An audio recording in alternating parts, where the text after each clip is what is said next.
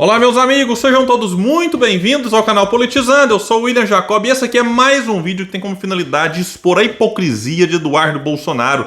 Alguém que fez parte do governo como ele, sendo cúmplice de tudo, tem que tomar muito cuidado com o tipo de crítica que vai fazer ao novo governo, que sim, merece críticas, eu já fiz várias aqui, mas alguns não têm moral para apontar o dedo porque aconteceu talvez algo até pior no governos que eles defendiam, que é o caso de Eduardo Bolsonaro. E eu vou trazer também aqui Sérgio Moro, que não cansa de passar vergonha. Meu Deus do céu. Declarou seu voto na disputa pela presidência do Senado, mas haja paciência para os argumentos aqui. Mas antes de falar sobre tudo isso, eu quero pedir a sua ajuda. Se chegou no canal, não está inscrito e puder, se inscreva, ative as notificações. Se assistir o vídeo e gostar, manda o joinha para cima. Se não gostar, eu entendo, faz parte, manda o joinha para baixo. Comenta, compartilha, tudo isso é muito importante. E é o seguinte, nós alcançamos hoje a marca de 121 mil inscritos. Muito obrigado a todos aqueles que já estão aqui. Vamos lá então para o primeiro tweet que separei do Eduardo Bolsonaro. Ele colocou uma imagem do ex-senador Roberto Requião, que foi preterido por Lula em Itaipu. E sim, o Requião está fazendo diversas críticas ao atual governo. E detalhe, críticas corretas. Eu sigo o Requião nas redes sociais, eu acompanho. E o Requião é filiado ao PT, vejam bem. Ele está no PT, foi o candidato do Lula ao governo do Paraná, perdeu as eleições lá. E não é aquele que fica passando pano. O Requião tá lá, sim, fazendo várias críticas construtivas, críticas importantes. O Requião tem moral para fazer isso, coisa que o Eduardo Bolsonaro não tem. Aí o Eduardo foi lá e escreveu o seguinte: a atual situação do Brasil é bem diferente de 2003, quando Dilma, como alguns chamam Lula, ironizando, quando Dilma foi presidente pela primeira vez. Hoje ele navegará no mar revolto, com pouco orçamento, para poder distribuir entre seus comparsas. Brigas entre eles serão comuns, está apenas começando. Pois bem, será que Eduardo Bolsonaro se esqueceu que Lula está herdando uma herança deixada pelo governo do pai?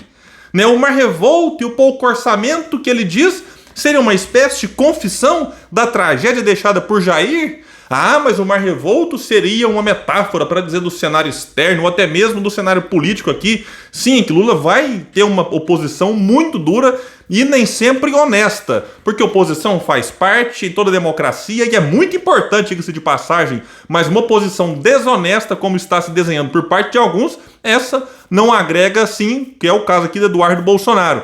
Mas quando ele fala aqui então, dá para dizer que tem metáfora do mar revolto, mas e no pouco orçamento? Porque se o país tivesse essas mil maravilhas que eles tentam pintar, teríamos um orçamento robusto para 2023. Não para distribuir entre os comparsas, que é uma outra questão. Enfim, eu fico olhando, todos os governos anteriores, essa distribuição excessiva de cargos, muitas vezes não atendendo critérios técnicos, como Bolsonaro disse que faria e não fez. Vamos lembrar aqui do Mandetta, um ministro da Saúde, médico, sai durante a pandemia, colocaram taxa, ficou pouco tempo, depois pôr o Pazuello, que não tinha qualificação técnica alguma para ser ministro da Saúde durante uma pandemia, enfim, que dizimou centenas de milhares de vidas no Brasil. Então eu fico preocupado sim com indicações que não obedecem a critérios técnicos ou que a pessoa tem uma habilidade política muito boa. E aí o caso do Requião, se o Requião fosse indicado para a Direção-Geral de Itaipu, seria um ótimo nome, alguém que tem qualificação técnica, é alguém que tem aí 80 anos, não me fala a memória, uma vida em que o Requião tem moral para apontar o dedo e fazer crítica a qualquer governo. Então o Requião aqui em específico discordo da posição dele nas eleições de 2022, eu não apoiei o Lula como o Requião apoiou, mas não acho que ele mereça esse tipo de ser colocado aqui na conta de comparsas, fazendo referência a eventuais crimes. Então, se voltando aqui à questão do orçamento, será que o Eduardo com esse tweet ele admite, mesmo que de forma inconsciente, que Bolsonaro deixou uma situação difícil para o Lula? Então, é cada coisa, Mas vamos lá agora aqui para o segundo tweet.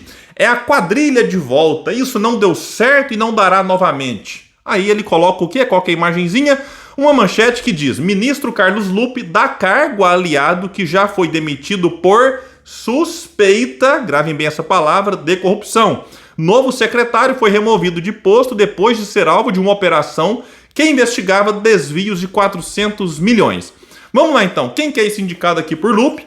Paulo Roberto dos Santos Pinto, que em 2013, há 10 anos, caiu do cargo de secretário executivo do Ministério do Trabalho após ser alvo de uma operação da Polícia Federal que investigava desvios da ordem de 400 milhões da pasta. O Metrópolis foi atrás do Paulo e ele disse que as suspeitas que o derrubaram não restaram comprovadas. Disse ele, não tinha nada de errado, nada de irregular, me chamaram para prestar depoimento, só que quando te chamam para prestar depoimento, você já está condenado por todo mundo sem ter nada.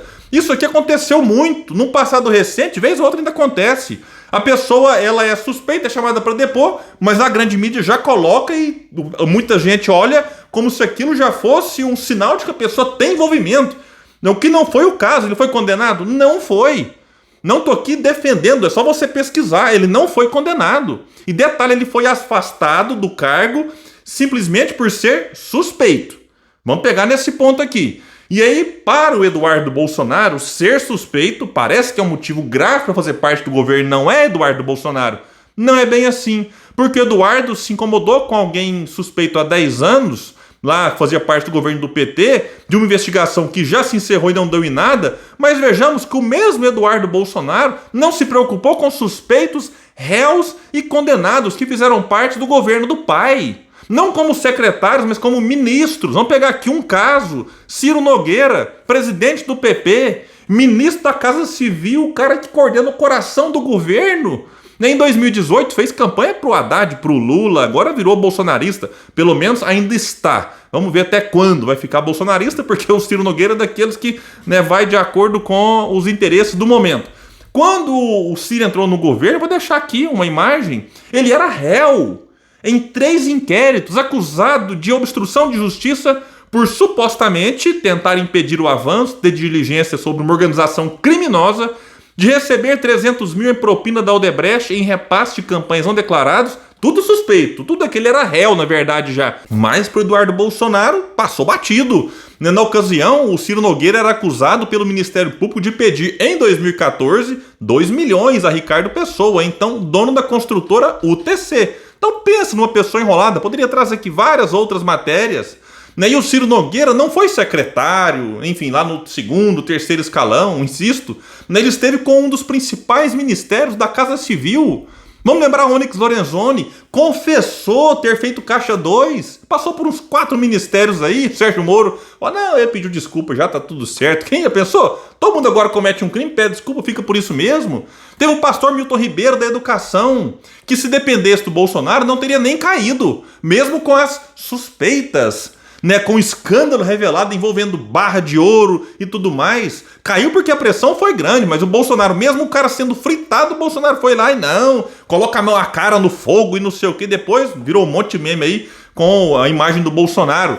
Enfim, Ricardo Barros, líder do governo na Câmara, do PP também, mas tudo enrolado na justiça. Poderia falar aqui de vários outros casos, de pessoas que fizeram parte do governo, que o Eduardo Bolsonaro estava lá junto.